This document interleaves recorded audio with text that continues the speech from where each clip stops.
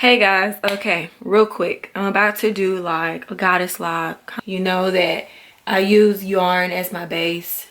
Have lots of Freetress equal Cuban twist hair right here that's been left over from clients. And I also have packs of hair, the Freetress braid deep twist 22-inch. For the ends, you know, I do the goddess lock illusion. I put the curly part at the end of the yarn and then wrap with the Marley hair. So yeah, if you have not checked out those videos on how I do that, you should. But I've had these left over from clients as well. This is a color 1 and a 1B. Yeah, as you can see by the title, this is part 2 of 10 things they don't tell you about faux locs. Thumbs up this video right now while you're thinking about it. I'm gonna need for you guys to click the notification bell on my channel. Keep in mind, these 10 things are mainly shot towards synthetic faux locs, not so much human faux locs, because I'm not really familiar with human faux locs.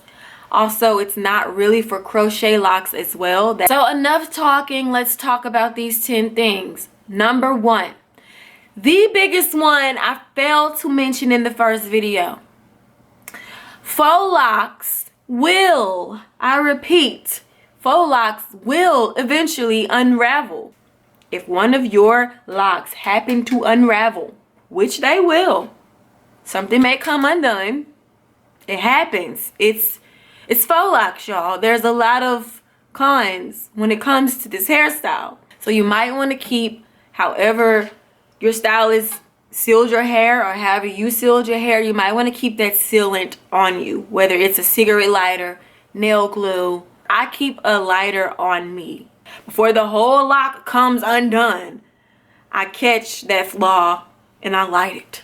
Number 2, the type of clothing / jewelry can depict whether your faux locs snag or how much they snag. And of course, snagging causes your faux locs to come down. Things like sequin tops, metal zippers, the freaking like big jewels on your shirt, all of that your hair will stick to.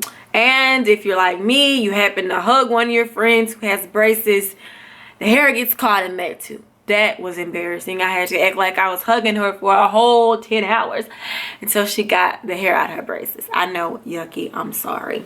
Number 3, dun, dun, dun. Crochet locks are less damaging than the individual DIY goddess or faux locs. No matter which method you choose with the crochet locks, it's always seemed to be less damaging. It will still be less tension on your scalp, more lighter than the DIY goddess or faux locs. But as I've said, crochet locks look less realistic to me depending on the locks you get. Number 4, if you are doing your own faux locs or somebody else's faux locs, your hands will cramp up. This is normal. As a faux loc stylist, I have to give myself at least 2 days in between doing someone's hair to let my hands completely rest and let the pain seep out. Number 5, if you're dealing with slippage of the faux locs, I would suggest yarn as your braid base, especially on permed or relaxed hair, is the best way to go. On my relaxed hair clients, I find that the yarn grips onto their hair way better, saves me a lot of time. As you guys know, the MeekFro method, I use yarn as my base. I wrap the hair around with Marley hair, and then at the ends I add the curly hair through the loop of the yarn and then wrap down a little further. Number 6, when your stylist is installing these faux locs or when you're installing your faux locs, be sure to leave your baby hairs and your edges out and having your hairstyle be uncomfortable. This makes it 10 times more uncomfortable, guys, when your edges are included in the faux loc. My clients be like, yes, girl, get them edges, don't leave them edges out. You lie. I'm not about to include no edges in your faux locks. I'm not about to pull your edges, snatch your edges. So when you take your faux locks out, you're gonna get on Facebook and then basically tell everybody how I pull your edges out when you've asked me to include your edges. That will also stop bumps from coming around here and in the back of your neck. Number 7, you need to find a good oil for your scalp whenever you are rocking your faux locks. I tend to use olive oil. It's my favorite type of oil, either olive oil or jojoba oil on my scalp. You need a good oil to keep your scalp moisturized and healthy while you're wearing this style. That'll knock down some of the dryness. It'll also kind of soothe your scalp the first couple of days your hair is done. Number 8, regular ponytail holders will not work with this style, y'all. Now, as I talked about in part 1, putting your hair up in a bun, you're gonna need a headband, one of those headbands that go all the way around. Let me show you. This is an example. This headband was a full headband once upon a time. I cut it and made it into this. Let's say you're trying to get in the shower. You want to just pull your hair up off your neck. I just take it, tie it around twice, boom, and boom, and then I'm ready to shower. It somewhat gets it off my neck to where I can wash my neck and my back. See what I'm saying? Also, if you want to pull your hair up in a bun, these are ideal to use to cut in half headband. Number 9, for goddess locks with the curly ends, of course.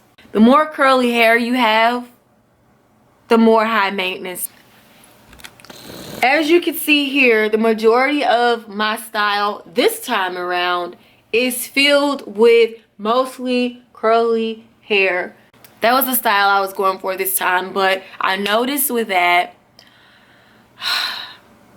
depending on the brand of hair, depending on the brand of curly hair you use, this is synthetic, keep in mind, it mats up a lot. I end up having to brush the ends of my curls out. Number 10. Now this is a controversial one. I don't know.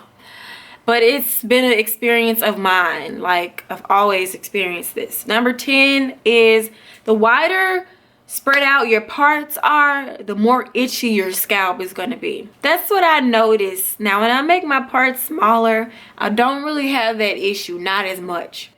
Like now, in the back, my parts are pretty wide, so there's a lot of itching going on. And I also did a girl's hair who, you know, just got a big chop. Y'all, this is something I have to tell y'all. If you cut your hair like I did once upon a time, I did a big chop. It was back in October of 2015, I believe. I cut my hair for the second time. And I wanted long hair back because I missed my long hair. And I'm like, okay, I'm gonna give it a month, let it grow out a little bit. Still was pretty short. Y'all, I put faux locks in my hair. When I tell you, it was the most painful thing. It was painful. My parts had to be wide because my hair was short. I'm trying to make, you know, enough to grip and braid and then wrap around. So you make your part wider to get more hair, you know? Lord, so much pain, y'all. And you just did a big chop. Depending on how long or how short your hair is, this style can be even more painful. It could go hard on your scalp. It could go hard. That is just something I've experienced. I don't know about anybody else. So that's my 10 things. That's 10 more things that I decided to share with y'all. So do me a favor and subscribe to this channel if you have not. So sorry this video is long, you guys. But thanks if you made it thus far. So also don't forget to hit the notification bell. If you could see that, find it for me, click it. You're gonna want to keep in contact with this page concerning new wigs, new hair, faux lock techniques, faux lock tips, beauty, lifestyle, travel, diary entries, all of that jazz. So be sure to subscribe to my channel, y'all. Comment any concerns. If you have any questions, don't be shy, y'all. Hit me up. Also, I know y'all gonna ask. I already know. This is wire on my hair. It was at my local beauty supply place. Actually, one of my clients left them for me. There's a purple one. It's so cute. The gold ones are actually cuter but harder to put on for some reason. To give my faux locks a little smell good, you know, because we don't like the hair smell, I tend to put some oil throughout my hair. This is burning oil from Akim, A-K-I-M''S.